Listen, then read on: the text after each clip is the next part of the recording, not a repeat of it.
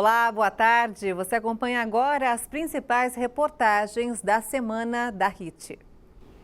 Um celular é furtado a cada 5 minutos na cidade de São Paulo. Esse tipo de crime aumentou quase 50% nos meses de julho e agosto. Os dados se baseiam nos boletins de ocorrência registrados nas delegacias da cidade. O número pode ser ainda maior, já que algumas vítimas acabam não prestando queixa.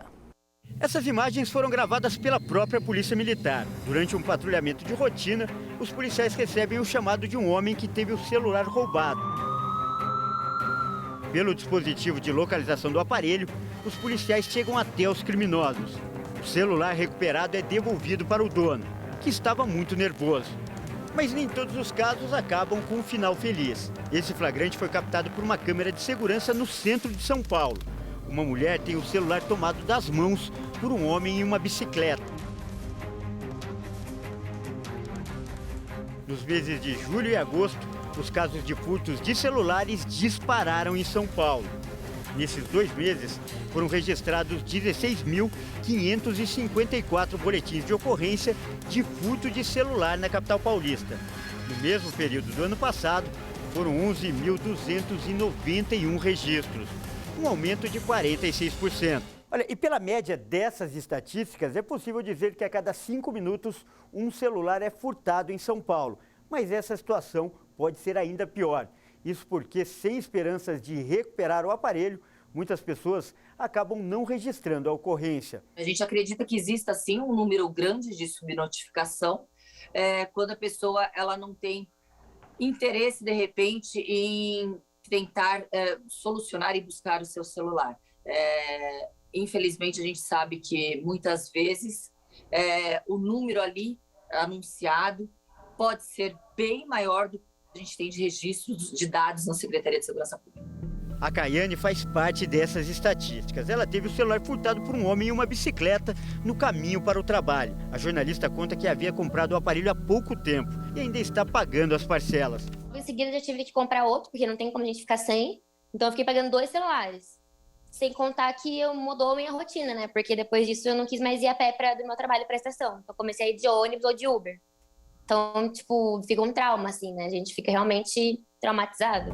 Os aplicativos de bancos e o Pix nos celulares têm despertado cada vez mais a cobiça dos criminosos, que usam os dispositivos para sacar dinheiro, realizar empréstimos e fazer compras.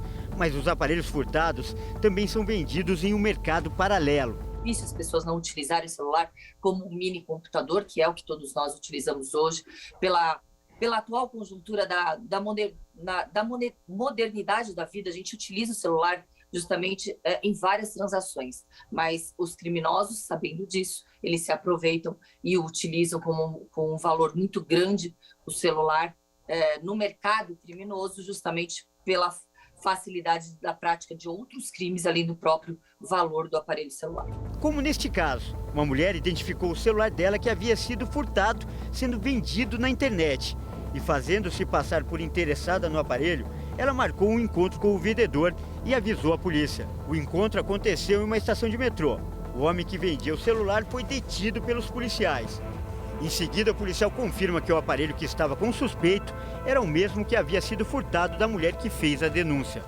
Dicas que a gente pode falar é evitar não fale no celular em vias públicas, não fale no celular no seu automóvel. Muitas vezes, uma distração dentro do automóvel faz com que o criminoso ele quebre o vidro e roube o celular, ou se a janela está aberta. Tenha cuidado ao atender o celular, se dirija em algum estabelecimento comercial com monitoramento, com seguranças. Então, existe uma série de situações em que, infelizmente, nós estamos hoje tolhidos de nossa liberdade, porque não temos estrutura proporcionada pelo governo para que a gente esteja de uma forma segura, podendo viver tranquilamente. As novas regras do Pix começaram a valer na última segunda-feira. O objetivo do Banco Central com essas mudanças é aumentar a segurança do sistema instantâneo de pagamentos, que apesar de ter facilitado a vida das pessoas, já causou muitos transtornos por causa da criminalidade. Menos de um ano em vigor e ele já disputa com cartão de débito e dinheiro como primeira forma de pagamento. Além da ausência de taxas, o Pix chamou atenção pelas facilidades. Realizar transferências sem limites em tempo real, 24 horas por dia, 7 dias por semana. Só que agora algumas dessas regras mudam. Medidas se concentram principalmente na segurança desses meios de pagamento contra crimes perpetrados por bandidos impondo coação à vida humana, por exemplo, sequestros relâmpago ou roubos e fraudes em meios de pagamentos eletrônicos. As vantagens que conquistaram os consumidores seduziram também os criminosos. Depois que o Pix entrou em vigor em novembro do ano passado, os sequestros relâmpago aumentaram 39% em São Paulo. É preciso saber exatamente onde estão os problemas para fazer a intervenção correta e que funcione. Foi aí que as novas regras foram anunciadas pelo Banco Central. A primeira delas está no limite. Agora, as transações feitas entre 8 da noite e 6 horas da manhã ficam limitadas a R$1.000. Eu diria que essa é a principal regra, mudança que pode afetar um pouco o entendimento das pessoas por acharem que não conseguem mais. Não, elas conseguem, mas por uma questão de segurança, elas vão ter que fazer um cadastro, e o cadastro vai demorar realmente para sair por uma questão também de segurança, porque se ele sai rápido, vai ter pessoas, enfim, com maior chance de fraudar o sistema. As solicitações para alteração de limites ou cadastramento de contas que poderão receber pagamentos acima do valor limitado no horário da noite precisam ser feitas 24 horas antes da transação. E cada cliente pode personalizar sua conta. O cliente pode escolher, no período noturno eu não quero ter limite de TED, não quero ter limite de Pix, perdão, então eu vou colocá-lo em 0, mas eu quero ter limite no período diurno, porque no período diurno eu me sinto seguro, no período noturno não me sinto seguro, por exemplo. Os bancos também poderão reter valores transferidos para contas suspeitas para avaliar os riscos. E os dados dessas contas vão para a base de dados do Banco Central para futuras análises de fraudes. Como será agora? As instituições participantes do Pix, de forma obrigatória, terão que marcar nessa base de dados as contas com indícios de utilização em fraudes no Pix e em outras transações de pagamento de serviços bancários. Os bancos ainda serão obrigados a informar a polícia sobre as transações suspeitas. São novas medidas para reduzir os problemas constatados até aqui. Quando você começa a colocar restrições, essas restrições aumentam o custo dessas fraudes, então vai reduzir certamente o número. Eliminar jamais, porque aí é muito difícil você conseguir ter uma política 100% segura. Nós faremos, sempre que for necessário, sempre que tivermos o diagnóstico preciso, correto, nós faremos intervenções para melhorar a eficiência e para aumentar ainda mais a segurança. E vem mais novidades por aí. No dia 29 de novembro, entram em vigor 2 novas funcionalidades, o Pix Saque e o Pix Troco. Na primeira modalidade, os clientes poderão realizar saques em qualquer ponto que ofertar o serviço, como estabelecimentos comerciais, por exemplo. E com o Pix Troco, o cliente paga com o Pix um valor aí acima do preço do produto que está levando, isso para receber o troco em dinheiro. Mas numa época em que se paga quase tudo com cartão ou com o próprio Pix, a grande questão é se o comerciante terá caixa para isso. Embora os comerciantes tenham, né, hoje uma parcela muito pequena de dinheiro em caixa, eles ainda têm essa parcela. E eu acho que para o cliente o uso também vai ser algo muito esporádico, é mais uma opção. Se ele precisar, ele pode utilizar para algo muito pontual. Então, eu acho que nesse sentido, como é uma opção e não tem nenhuma perda, né, em relação à opção dele usar esse benefício, eu acho que vai ser bom para todo mundo. Se ele não tiver, ele já não teria mesmo, hoje ele já não tem, então não seria uma perda. Mas se ele tiver, ele pode usar, vira uma flexibilidade para o cliente, para o comerciante.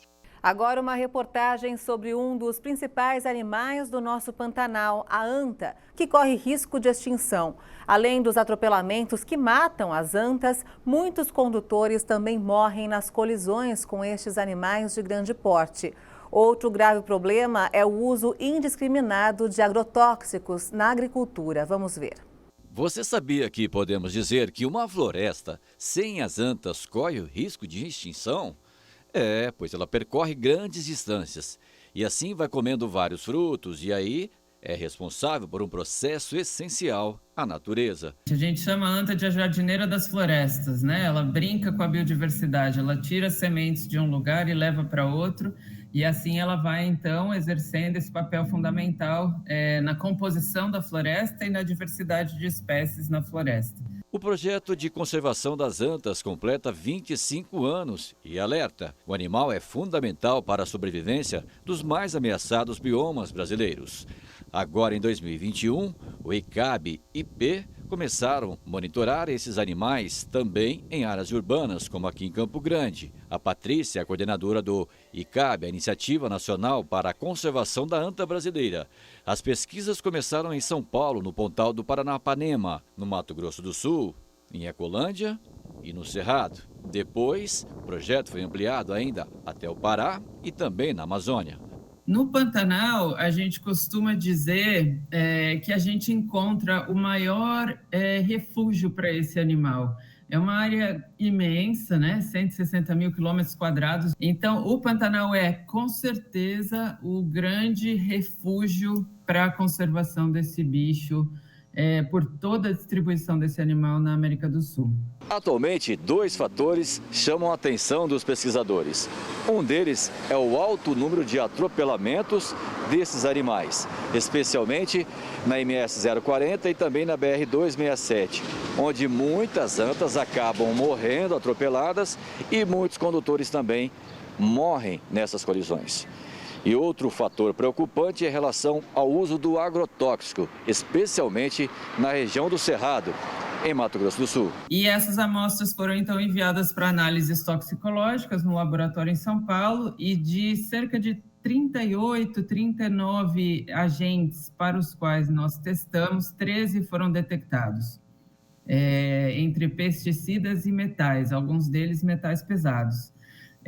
Um deles, inclusive, um dos pesticidas proibido pela Anvisa no Brasil desde 2012. E aí, para resolver, ou melhor, para amenizar estes 2 grandes problemas? A questão do agrotóxico é bastante mais complexo. A produção em larga escala, a gente tem a produção em pequena escala, os assentamentos da reforma agrária, por exemplo. A gente tem os grandes laboratórios, as grandes indústrias produtoras desses agroquímicos. Com relação aos atropelamentos, para a gente é uma ameaça, não vou dizer mais simples, mas é uma ameaça mais palpável, porque a gente conhece os atores, né? A gente sabe quem são os gestores das rodovias. Para a MS 040, o que precisa ser feito? Para a BR 267, o que precisa ser feito? Então, a gente está indo de rodovia em rodovia, inspecionando essas rodovias para ver o que já existe em termos de estrutura, de infraestrutura de mitigação. Vários inquéritos já foram abertos em ações nos ministérios público do Estado e também público federal, cobrando medidas urgentes para reduzir as mortes das antas e dos motoristas. Desde 2013, em 34 rodovias federais e estaduais, foram mais de 600 antas mortas, 77 pessoas feridas e 34 morreram. Atualmente não há uma estimativa precisa da quantidade de antas em todo o Brasil, mas existe sim preocupações quanto à extinção da espécie e do crescimento da agricultura em determinadas áreas do nosso país. Cana, soja e a safrinha, né? Que seria milho, algumas propriedades usam o algodão, sim. São os grandes campeões na utilização de agroquímicos em diferentes fases, né? A anta é um animal que persiste na paisagem, mas o que preocupa a gente não é necessariamente o número de bichos, né? É a situação na qual eles se encontram, o quanto de impacto eles estão sofrendo. E aí, certamente, a gente vai indo pelo caminho da extinção. No dia 1º deste mês foi comemorado o Dia Internacional do Idoso. Os quase 38 milhões de brasileiros com mais de 60 anos de idade precisam fazer uma pequena pausa para lembrar que a vida continua e seguir em frente, porque não faltam exemplos de pessoas que não se curvam com o peso do tempo. Vamos ver na reportagem. A empresária que conhece bem o segredo do sucesso. Escolher é a palavra básica e chave para você conseguir chegar nesse caminho de você ser protagonista da sua história, da sua vida. A palestrante que no palco compartilha todo o seu conhecimento. Gente, como é importante você ter autoestima, você ter autoconfiança, você estar por você. Ninguém vai te automotivar, quem te motiva é você. A mulher inspiradora que tem até formação de atriz. No fundo, a minha mãe sabia, de alguma forma, eu não sei, que dentro do ventre dela tinha um ser muito especial. E bota especial nisso. Por onde passa, Leila Navarro fascina gerações com seu currículo admirável e sua vasta experiência de vida. A palestrante tem hoje 68 anos de idade. Mas é só no documento. Eu sou mais jovem que minhas filhas, porque elas têm uma mentalidade tão dentro da caixa que eu acho que elas não estão em 2021. Para ela, o termo idoso nem existe. Na realidade, eu sou vidoso, eu tenho muita vida. É claro que assim como acontece com todo mundo, o tempo para Leila também passou. Mas ela conta que foi muito natural. A vida é um processo, né? Então, eu não tenho a mesma coisa que eu tinha aos 15 anos de idade, e o meu corpo mudou e hoje é diferente. Mas é que eu não computo isso não está no meu dia a dia. E a palestrante revela a fórmula de tanta vitalidade. Eu me divirto com a vida e não fico vendo o que eu não tenho. Eu vejo o que eu tenho, porque eu sou inteligente e eu tenho muita coisa. Eu não me trocaria por uma mulher de 30, de 40, de 50 e nem de 60 anos de idade. Eu sempre me cuidei, porque eu acho que esse é o meu patrimônio, né? É o meu corpo. Cuidar da saúde física é uma constante que deve começar bem cedo, porque diferente do que muitos imaginam. Nós envelhecemos a partir do ponto que nascemos. Mas é claro que com o passar dos anos o corpo muda. Na velhice nós já temos a redução, por exemplo, do estômago, da capacidade de digestão, o fígado também ele diminui de tamanho, o cérebro diminui de tamanho também com a velhice. Assim como as máquinas cansam, o ser humano também ele tende a desgastar uma parte ou outra. A manutenção vem da boa alimentação, exercícios regulares e exames periódicos. Mas a mente pede uma atenção especial. É extremamente importante, tá? Porque o cérebro da gente precisa continuar sendo estimulado. Eu não digo trabalhar produzindo coisas, mas sendo estimulado, tá? Para isso, a gente fala em planejamento. Essa é a receita da Leila. Eu olho para frente e eu acredito que eu vou viver 130 anos. Estou me preparando para isso. É uma emoção muito louca, muito louca.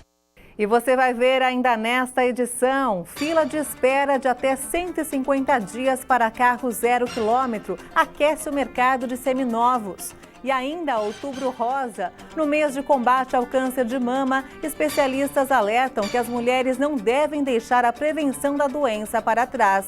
Os detalhes você confere daqui a pouco, até já.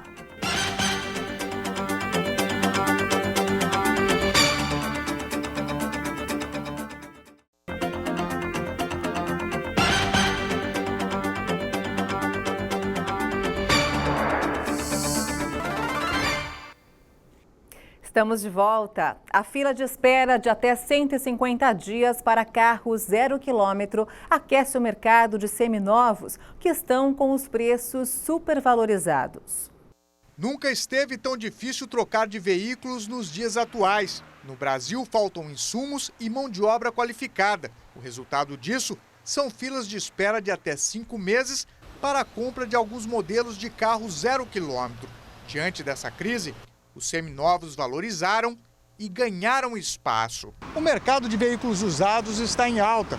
Com a chegada do final do ano e o relaxamento das medidas restritivas, muita gente vai querer trocar de carro para poder viajar e as vendas devem aquecer ainda mais. Esse empresário que vende veículos usados diz que está ficando cada vez mais difícil repor o estoque. O grande problema, né, está sendo a loja conseguir comprar. Nós estamos com um pouco de dificuldade de comprar devido até à alta procura, né, por seminovos. A gente toda hora vende um carro, sai para comprar, para repor o estoque, né? A nossa busca está sempre em repor o estoque para poder atender a nossa clientela. Como as montadoras de diversas marcas não estão conseguindo atender aos pedidos, muita gente está optando por comprar veículos seminovos, que são a pronta entrega. Realmente tem aumentado muito, mesmo porque as pessoas ficaram represas, né? E na hora de viajar, sair com a família, é uma maneira também de comemorar esse final da pandemia. Então a gente está começando a sentir isso já também. As pessoas vindo buscar carro, né? Comprar carro, se planejando, né? Eu acho que a palavra de ordem é planejamento, se planejando para o final do ano. E quem não quiser pagar mais caro no carro, é bom se antecipar. Marcelo alerta que os preços devem ter novos reajustes ainda antes do final do ano. Tem subido e acho que a tendência agora daqui para o final do ano é subir mais, né? Então é isso que eu falei, o planejamento agora é essencial. Você que está pensando em viajar, o quanto antes você vir fazer a sua compra, né? Se preparando para o final do ano, para a sua viagem de final do ano, o momento é agora. O mercado automobilístico brasileiro está longe de voltar à normalidade. Por isso, quem busca uma solução imediata para a viagem de final de ano terá que optar por um veículo seminovo. O Brasil já vacinou mais jovens contra a Covid-19 do que os Estados Unidos e a Inglaterra. Apesar dos dois países terem começado a vacinação antes, a imunização entre os brasileiros tem sido mais rápida e eficiente. Aos 16 anos, a Esther teve que esperar bastante pela vez dela, mas enfim, chegou o dia. Ela vai tomar a vacina contra a Covid-19. Eu esperei tanto para finalmente poder, a minha idade. E é muito importante para mim, porque a minha mãe, ela passou muito mal de corona, ela está no grupo de risco. E era um risco, eu trazer corona para casa, então agora eu estou mais tranquila. E como é menor de idade, a estudante teve que vir acompanhada pela mãe. E a mulher diz que só se sentirá segura quando todos os filhos estiverem vacinados. Tem que estar a família toda vacinada, né? Só aí a senhora vai ficar tranquila. É verdade. A boa notícia é que a vacinação de jovens no Brasil tem sido rápida e eficiente. A imunização de pessoas de 18 a 24 anos supera inclusive países de primeiro mundo.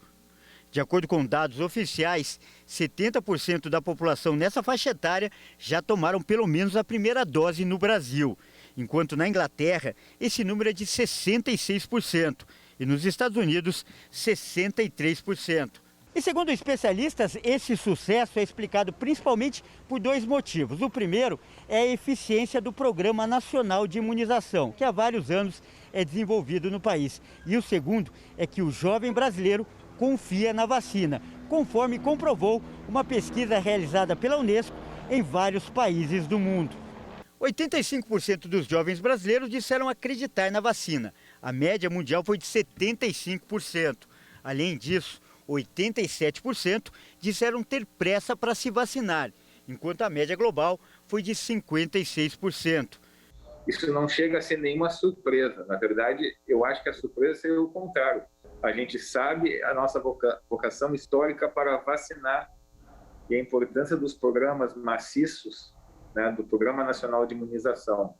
Então, acho que isso só ressalta e reforça a importância de que o país sabe vacinar e tem condições para vacinar a sua população. O Bruno exibe com orgulho o comprovante de vacinação contra a Covid-19, mas lembra que essa é só mais uma. Aos 24 anos, ele já tomou vários tipos de vacinas. A gente toma vacina desde quando nós somos bebês. Ninguém nunca questionou, mas essa vacina... A gente sempre tomou, né? Acho que é importante levantar o questionamento e tudo mais, mas isso não pode ser decisivo para que você não tome uma vacina, né? Eu vejo algumas pessoas, eu não vou tomar vacina, mas aí eu penso, eu analiso, tá, se fosse um profissional da área da saúde, uma pessoa que entende, sabe com convicção o que está falando e o porquê que não vai tomar vacina, eu até respeito. Realidade bem diferente de outros países. Nos Estados Unidos, algumas empresas chegaram a oferecer brindes e até pagamento para os jovens se imunizarem.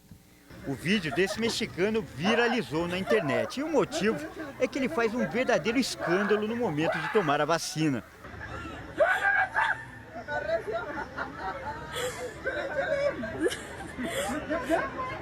Não lhe descansa, Bem diferente do Thiago. Olha só a tranquilidade dele na hora de ser vacinado.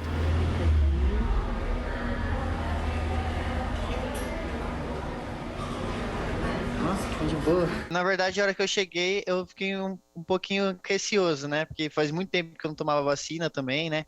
Aí a gente fica com aquela imagem da agulha na cabeça, pensa que vai ser dolorido e tudo. Mas na hora que a gente vai tomar a vacina, a gente vê que é tranquilo. Eu quase nem senti a vacina mesmo. Aí depois saí, no outro dia fiquei com uma dorzinha no braço e só. E para esses brasileiros, a vacina é, acima de tudo, a oportunidade de retomar a parte da juventude que foi interrompida pela pandemia. É muito chato isso que a gente está vivendo, né, agora. E antes de tomar a vacina, eu já até tinha sonhado que eu tinha tomado a vacina, porque eu estava muito ansioso mesmo para tomar. O Alzheimer é uma doença progressiva que destrói a memória e outras funções mentais importantes. Por isso, as campanhas são reforçadas para lembrar que com bons hábitos e estímulos é possível retardar os sintomas. A mãe de Ângela, dona Aldeide Manzano, de 79 anos, foi diagnosticada há 1 ano com Alzheimer. A memória de curto prazo foi prejudicada. Tem dificuldades de reter informações. Há 2 meses começou a fazer ginástica para o cérebro, um curso que estimula e aumenta a reserva cognitiva, evitando assim que a doença evolua rapidamente. É uma doença que não tem cura, é progressiva, mas com essa ajuda dessa ginástica cognitiva, ela pode estacionar ou ela pode avançar mais lentamente os seus sintomas. Somos seres sociais e já dependemos 100% de convivência. E a faixa etária dos idosos foi a mais impactada no período de pandemia e isolamento, que perdura até hoje. Imagine que esse idoso já ficou longe da convivência familiar, sente essa falta, ele ainda tem a insegurança de retornar, porque a vacina não resolveu 100% dos problemas ainda. E todo esse período sozinho pode aumentar muitos casos de ansiedade, depressão e apatia. E isso tudo favorece um quadro de doença de Alzheimer, ainda mais se a pessoa já tiver predisposição. Setembro é o mês de conscientização para o Alzheimer.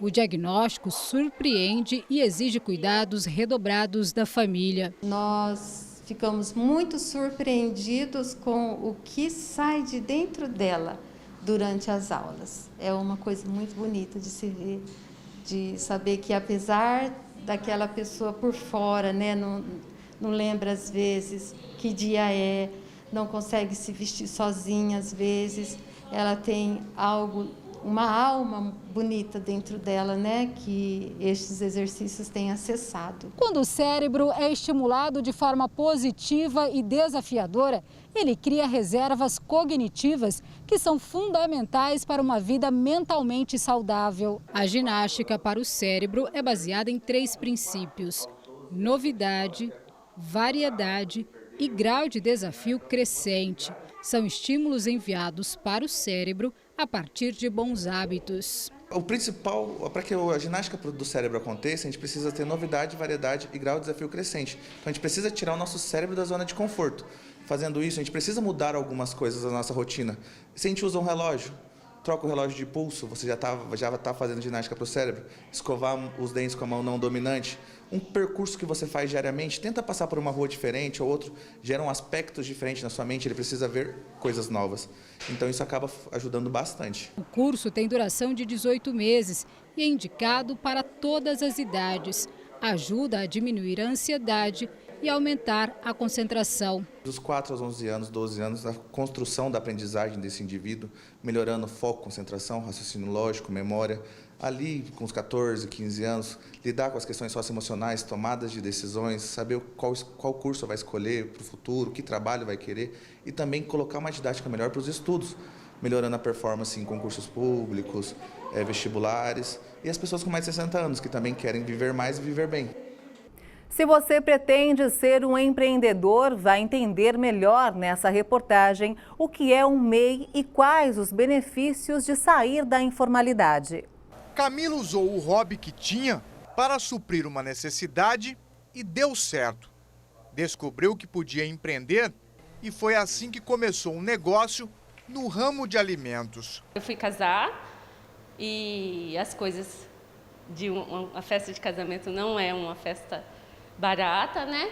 E a gente precisava diminuir custos, né? E eu já tinha hábito de fazer brigadeiro, bombom, sempre fiz em casa, mas de brincadeira, né? E aí eu resolvi fazer. E eu fiz uma produção de 1.500 doces em 7 dias. Aí eu falei, olha, eu consigo produzir, né? Eu não sabia dessa minha capacidade. Mas eu já exercia, já fazia, sempre tive o dom de desenvolver. Ela conta que no bairro onde começou a confeitaria, o negócio parou de crescer. Tinha chegado no limite da informalidade. Eu vi que as portas não abriam, tipo, eu não conseguia entregar um café da manhã numa empresa, eu não conseguia fornecer uma festa de aniversário com uma empresa, entendeu? Devido que não ter nota fiscal. E aí eu falei, não, tá na hora de mudar. Daí eu entrei em contato com o Sebrae, tive uma assessoria muito boa, me ajudou todos os trâmites de abertura, né, da MEI. Aí eu abri e em seguida surgiu a oportunidade de empreender junto com uma amiga. E aí agora nós já estamos no processo de ME. Camila já pensa em migrar do MEI para o ME, microempresa. Depois que se regularizou, percebeu que não há mais limite para crescer. A empresa depende só da demanda, da venda e da produção. Quando você tem uma porta, né, uma cara, como diz você é visto de forma diferente. Porque uma coisa é a menina que faz bolo lá e outra coisa é a pessoa que tem uma confeitaria. É vista de outra forma. E as portas se abrem também, porque a gente consegue crescer à medida da produção em larga escala. E a produção em larga escala só acontece de forma empresarial, não tem como fazer isso de forma caseira. Pessoas que prestam serviços ou produzem e vendem produtos e estão informal, sonham em ter um espaço assim, como o da Camila. E o MEI é a primeira porta que se abre para que as pessoas saiam da informalidade. Esse analista técnico do Sebrae explica o que é o MEI, microempreendedor individual. O primeiro passo da pessoa é ser um microempreendedor individual. Ela vai obter o CNPJ e com isso ela vai ter diversos benefícios que a pessoa na informalidade não tem. Eduardo revela os principais benefícios que as pessoas têm ao sair da informalidade. A emissão de nota fiscal do serviço prestado, a obtenção de crédito e empréstimo facilitado nos bancos, o imposto baixo do seu negócio, poder vender através de licitações editais para a prefeitura, para o governo. Você também tem os benefícios previdenciários do governo, como auxílio-doença, aposentadoria. E também você tem todo o suporte e acesso ao Sebrae, com diversos cursos, palestras e facilidades para o microempreendedor individual. Ele ensina ainda o que é preciso para se tornar microempreendedor individual. Você tem que se formalizar, ou seja, obter o seu CNPJ. Para isso você pode, através do site do governo federal, o gov.br, ou pela sala do empreendedor da sua cidade, ou então pelo 0800 570 0800, falando diretamente com o Sebrae. E todos eles são gratuitamente. Um alerta dos especialistas no Outubro Rosa, o mês de combate ao câncer de mama. As mulheres não devem deixar a prevenção da doença para trás. Segundo a Sociedade Brasileira de Mastologia, o número de exames caiu mais de 40% no ano passado em associação ao medo da Covid-19. Com a plaquinha da vitória nas mãos, Josiane começa a relatar sua luta contra o câncer de mama. E no hospital que eu fiz o tratamento, as enfermeiras escreveram recadinhos para mim, ó. Relatos que simbolizam a relação de carinho construída em mais de um ano de tratamento. A descoberta da doença aconteceu em 2019. Josiane tinha apenas 26 anos de idade. A média de idade do câncer de mama hoje, no Brasil e aqui no Instituto Nacional do Câncer, é de 56 anos. Isso não significa que ela não vai acontecer antes. Com relação à idade, Josiane pode até ser exceção. mas é tão vitoriosa quanto grande parte das mulheres diagnosticadas com a doença.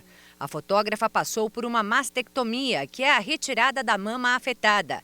Depois fez 16 sessões de quimioterapia e agora faz radioterapia. Para que não volte, não lastre, não tenha ficado nada. As tecnologias vêm avançando para os tumores mais agressivos também, que a gente conhece como tumores triplo negativos e os HER2 positivos. Para eles também tem novas medicações. A gente hoje tem também imunoterapia para diminuir a chance de um tumor voltar, né, de um câncer de mama voltar. Então, existem sim novas medicações, novas terapias para esses pacientes. Segundo o Instituto Nacional de Câncer, o INCA, a cada ano, cerca de 66 mil mulheres desenvolvem um câncer de mama no Brasil. E o diagnóstico precoce aumenta em até 95% as chances de cura. Por isso, desde 2002, a campanha Outubro Rosa promove a conscientização para a prevenção e rastreamento da doença. Hoje o câncer de mama é o câncer mais comum do mundo e o câncer mais comum do Brasil em mulheres, né? Então, você ter ciência de que essa doença existe e que é uma doença, até pelo fato dela ser bastante incidente, ela é bastante estudada e tem ótimos tratamentos, né? É uma doença que você pode tratar com chances grandes de cura. Claro que prevenir é a melhor opção. Manter uma boa alimentação, praticar exercícios físicos e evitar o consumo de álcool e o tabagismo são algumas das recomendações. Depois vem a investigação, que muitas vezes começa com um autoexame, e os sinais costumam ser a presença de nódulo indolor, pele da mama avermelhada ou parecida com casca de laranja, alterações no mamilo e até a saída espontânea de líquido de algum deles. Mas a mamografia ainda é a forma mais eficaz para a detecção da doença. Idealmente tem que ser feito a partir dos 40 anos, uma vez por ano de forma obrigatória. Isso para mulheres de risco populacional, que não tem histórico de câncer de mama, que não tem histórico de mutações genéticas na família e que fazem um acompanhamento regular. A pandemia derrubou o número desse tipo de exame no país. Segundo a Sociedade Brasileira de Mastologia, em 2020, a redução foi de 42%, 800 mil exames a menos do que em 2019. Os números refletem não só o medo do coronavírus, mas possivelmente o receio de descobrir o câncer, como relata esta ex-paciente. Eu descobri que muitas mulheres não iam procurar com antecedência por esse medo. Ah, não, se eu descobrir se for câncer, vai tirar minha mama, eu vou ficar careca, eu vou ficar velha, meu marido vai largar de mim, ou eu prefiro fingir que não é nada. Lorena descobriu um nódulo no seio esquerdo em 2019, aos 33 anos de idade. Mas naquele mesmo momento que eu descobri, eu falei, poxa, eu acho que é uma luta, é uma batalha, mas como ele foi um diagnóstico precoce, eu descobri ele de forma antecipada, eu sentei com meus médicos, que eram amigos também, e falei, olha, é o seguinte, eu topo fazer todo o tratamento, eu quero fazer todo o tratamento, mas eu quero, junto a isso, trabalhar minha autoestima. Especialista em saúde estética, a biomédica sabia muito bem com o que estava lidando. Já havia atendido várias vítimas de câncer de mama e conhecia as técnicas para minimizar os efeitos da doença. Eu posso continuar fazendo a suplementação? São alimentos que você ingere de forma natural, você come isso, você está fazendo só um aumento maior. Eu posso continuar fazendo bioestimulador de colágeno porque eu sei que eu vou envelhecer? Ah, a mama ficou escura porque eu fiz 28 sessões de radioterapia. Eu posso usar um clareador? Não, depois que passar todo o tratamento, primeiro você vai hidratar, depois o tardio você pode usar um peeling clareador. Lorena conta que são vários os tratamentos indicados para mulheres diagnosticadas com câncer de mama. Procedimentos que dão ainda mais esperança para as milhares de novas pacientes que surgem todos os anos. E eu vi tanta coisa maravilhosa, assim, que eu acredito que se uma mulher estiver assistindo a gente agora, estiver vendo essa matéria e falar, caramba, eu tô com um nódulo aqui, mas eu tenho tanto medo de descobrir, porque minha vida vai mudar de cabeça para baixo, eu vou envelhecer, vou ficar careca, vou ficar sem a mama, vou perder minha autoestima, minha beleza. Não vai perder. Existe uma vida pós-câncer. Você não descobrir, você não tratar, aí você não vai ter uma segunda chance. E quanto antes for possível fazer um diagnóstico, mais chances você vai ter de se tratar e de se tratar de uma forma mais leve. Tem como vencer a doença. Então, assim, tem muita vida ainda pela frente. É isso aí. E essa edição fica por aqui. Você acompanha outras informações durante a nossa programação. E se você quiser rever as nossas reportagens, é só acessar o canal HIT Notícias no YouTube. Um excelente domingo para você e obrigada pela companhia. Tchau.